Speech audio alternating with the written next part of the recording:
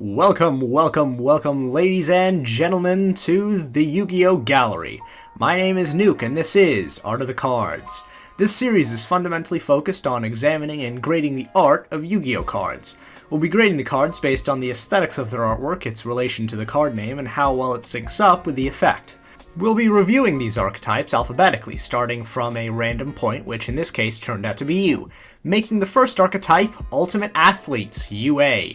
These are a TCG exclusive archetype with their main theme being members of sports teams, but hyped up to hell on the power of anime. An interesting fact about these stats is the division that they have between their offense and defense monsters. Cards in the UA archetype usually have a really high defense or really high attack, which suits their theme as a sports team with an emphasis on the offensive and defensive positions in many different sports. They also all have a universal effect which allows them to switch out from the field in favor of other monsters, which adds a really nice thematic flair to the archetype as a whole, making them sub out like members of a real sports team. This already gives them a certain thematic weight, which helps to make them a pretty good archetype in my opinion, but I'm getting ahead of myself. Their first card is UA Midfielder, the card art depicting the possible love child of Ten Yeed and Cristiano Ronaldo for that. Sweet sports reference. Alright, let's stop now. Overall, this artwork is pretty nice. The lines towards the side of the art being a very typical but effective way to display a sense of speed. I do like how they're designed overall though. The robotic side to the legs really helps to make it seem like this is futuristic rather than just being an expression of their willpower in any way. It honestly does look like this is sports, but in the future where they've decided to strap themselves in to giant suits of mechanized power armor in order to enhance their abilities. And we can see it very easily. We can see the lightning because he's traveling so fast, and it really does help give a sense of fluidity which is emphasized by the character's flowing hair. The chest plate also is a nice bit of design, considering that in football, where this can sometimes happen, it might be useful to have a bit of protection to stop the hypersonic football. Well, in the end, it's a pretty competent bit of art and effect that somewhat fits thematically. In the end, this gets a 3 out of 5. Fine, but nothing too exceptional. The next card is the defensive monster to the UA midfielder's attack monster, UA Goalkeeper.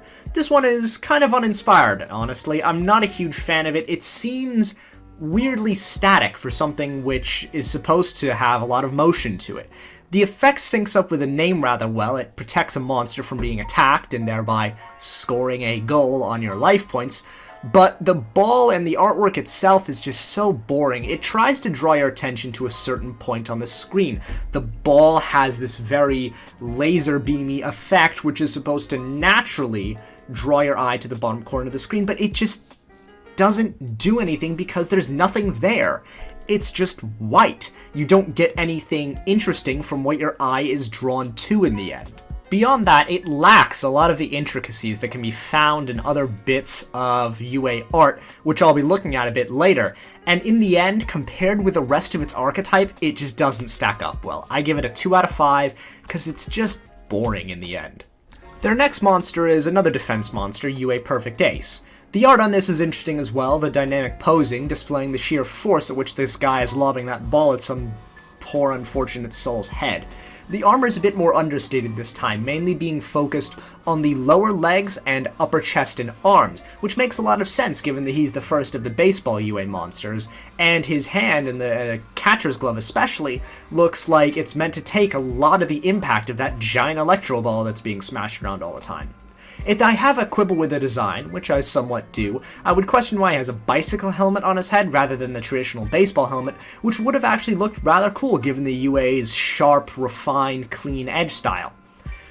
The jetpack as well is a bit of a strange choice in the design, though I imagine if he was trying to catch a ball being hit by our next monster, he'd want the ability to leap up as high as we can go, which actually really does bump it up a bit in my favor. The effect also ties in quite nicely as well, with the ball in the card art being presumably thrown to destroy the card mentioned in the effect's text. Overall, a nice card with some pretty good artwork and a thematically appropriate effect. It gets a 3 out of 5, just on the verge of being a 4 out of 5. The next card, however, is probably my card of the archetype, the attack variant of Perfect Ace, UA Mighty Slugger. This card art depicts a man in a similar baseball uniform to UA Perfect Ace, smashing the ball pitched by Perfect Ace into the stratosphere with a lightsaber baseball bat. I swear if this is how sports had been done when I was small, I may have actually wanted to play them. Except no, I wouldn't, but hey, one can always hope. Anyway, the artwork, despite some unfortunate ideas about what considers an acceptable forearm size, is pretty nice. There being clear differences between the role of pitcher and batter. We get to really see some interesting design in this one. The wings that were seen on Perfect Ace are largely absent in this one, regulated to some rocket booster things on the back, possibly to help him round the bases faster, with a more extensive leg covering probably designed to ensure that he can round the bases faster.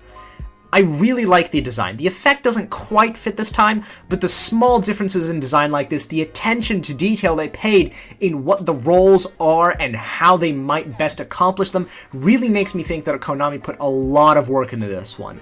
I will give it a solid 4 out of 5 based on the artwork alone. If the effect was more thematic, I honestly would consider giving this a 5 out of 5.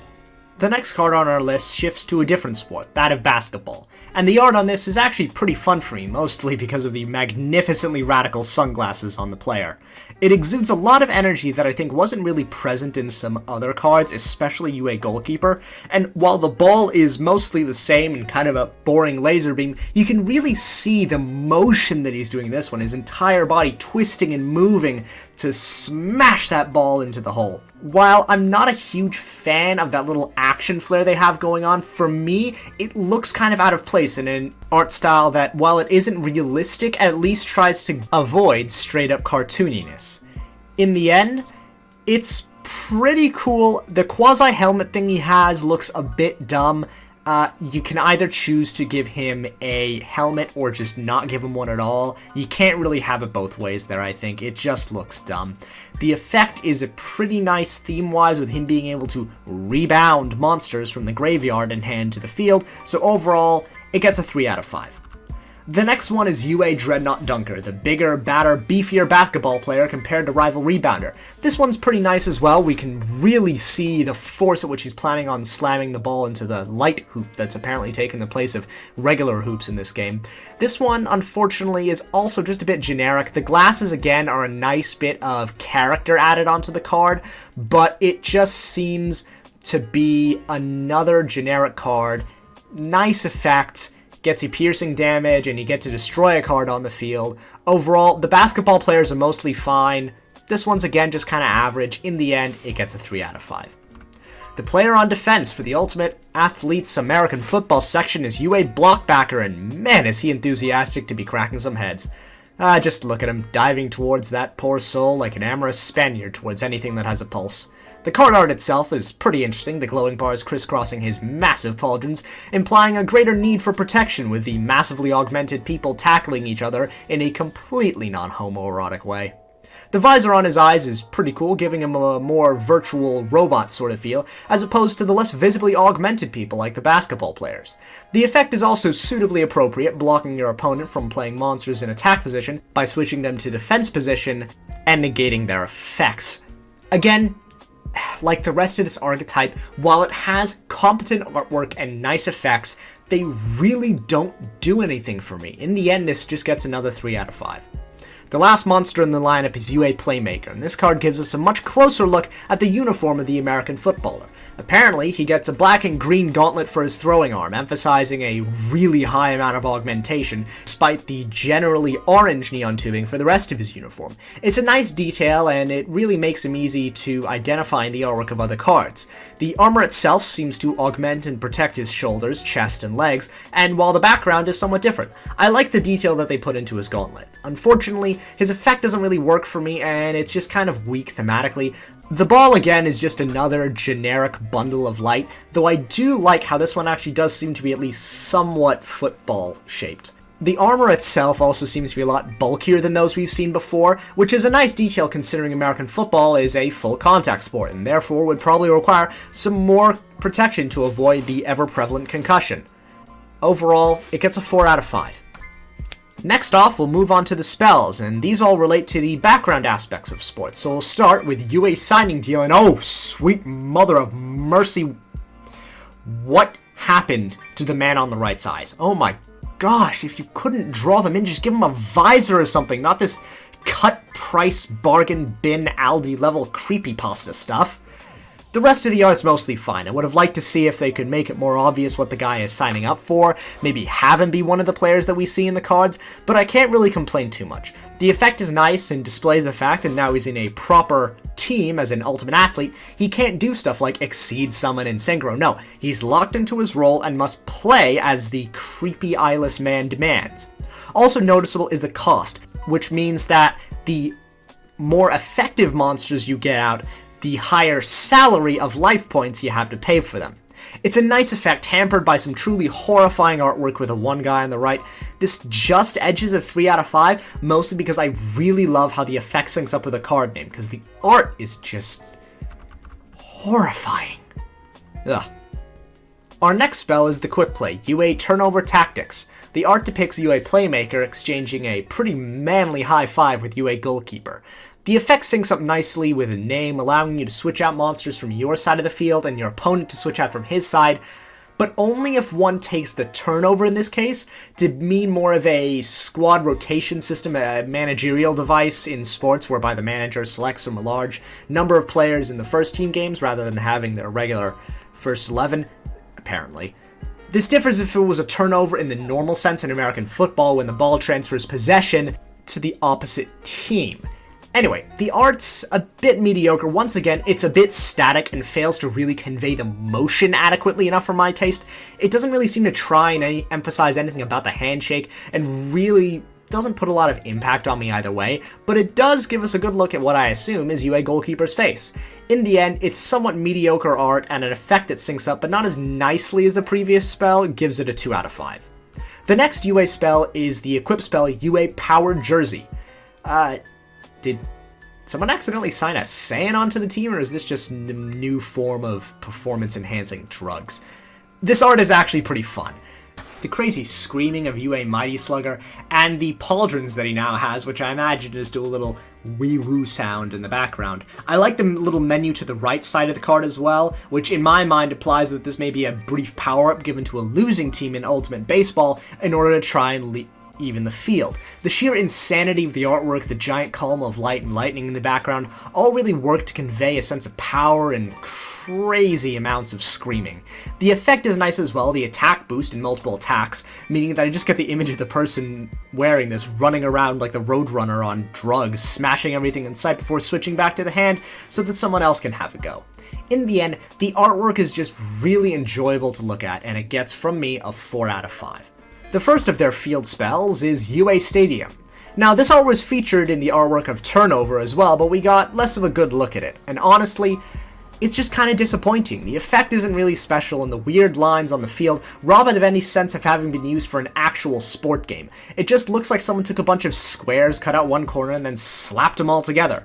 The stadium design is interesting enough with the curved walls and the floating hollow screen, but it's just really generic, like a lot of the lesser UA cards. It doesn't give me an insight into how these games may be played, or what function they might have, or any of the interesting aspects of the future world of sport that it presents. In the end, this gets a 2 out of 5. Their final spell is Defense Zone, a card most recently released in Code of the Duelist, which made me have to re-edit this entire script. But hey, let's not get salty or anything. Anyway, the art itself depicts 2 UA blockbackers in front of UA Goalkeeper defending the goal. While the next card isn't really a true UA card, it does feature UA people in its artwork, which means that I am kind of obligated to talk about it. So, without further ado, Defense Zone. This card is quite interesting, mostly because it features both of the football players getting their chance to shine in the artwork. It's showing UA Playmaker, Blockbacker, Midfielder, and Goalkeeper all in one game, which is really interesting to me. It implies that in this future, UA monsters generally play either one amalgamated sport or they can play crossover event sports, which is a really cool concept. The effect in this is nice enough. It does the protection thing for monsters in its own, which makes a lot of sense given the presence of Blockbacker and Playmaker being direct frontal defense points. And while it does have that little flare cartoony thing from Rival Rebounder, I still like the art overall and the implications that it has. In the end, this gets 3 out of 5. The last UA card, one that really holds a special place on this list for being in a weirdly special spot. On the one hand, we have a callback to another card in the archetype, with the 9 on the hockey player's back, calling back to the jersey from UA's signing deal, and a thematically appropriate effect, banishing the opposing monster that's attacked one of yours, quite literally putting them in a penalty box. But it's a hockey reference, in an archetype with no hockey monsters, which is a really big missed opportunity. These guys look pretty cool with the spikes, and the violence of hockey could have made some really interesting beaters. Anyway, in the end, the artwork is fine enough, good effect, 3 out of 5. So in the end, we come to the finale of the UA archetype.